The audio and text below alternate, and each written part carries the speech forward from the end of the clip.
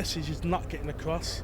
I'm saying to the women out there, please do not get into bogus cars, because that'd be the last time you'd be getting into a bogus car. Although Carl was acting the part of a bogus taxi driver, others were doing it for real. We caught this driver picking up in the street. He clearly doesn't have any signs or markings on his car and drives off with a couple of passengers. We've passed his details on to the police. Cabbie Tim Maddox thinks it's only a matter of time before a bogus driver kills a passenger. The City Council have known for years that this is a potential time bomb waiting to go off. As yet, they seem unable or unable to act on it. It will happen. It's inevitable it'll happen. It'll happen sooner or later. It'll be too late then. Tonight I'm going to see just how easy it is to flag down a bogus taxi. And if I find one, I'm rigged up to get it on film. I've got one camera in my jacket, another one in a bag, and a couple of colleagues with me as backup. How much to the jewellery quarter, the clock tower, please? £5. That's okay, Yeah?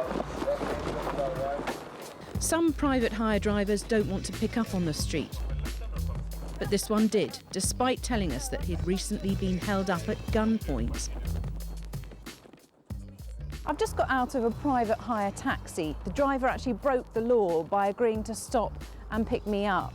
Actions like that help give the impression to customers like me that it's okay to flag down any taxi. And that's exactly what bogus drivers are able to exploit. Later the same night, while we waited on the street for a taxi, this car pulled up.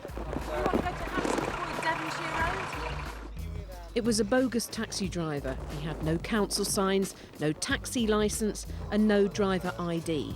And that meant he had no insurance to carry passengers like us. Within minutes, he was boasting about how much money he had made last New Year's Eve.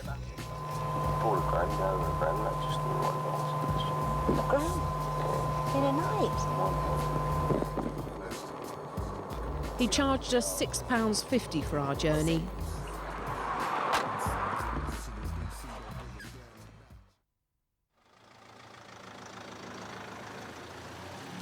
I thought tracking down a bogus taxi driver would be like trying to find a needle in a haystack. Not a bit of it. It took me just a matter of minutes. Now I'm taking the evidence to show the police. Steve, this is the footage that we secretly filmed. I'm just very keen for your reaction, really.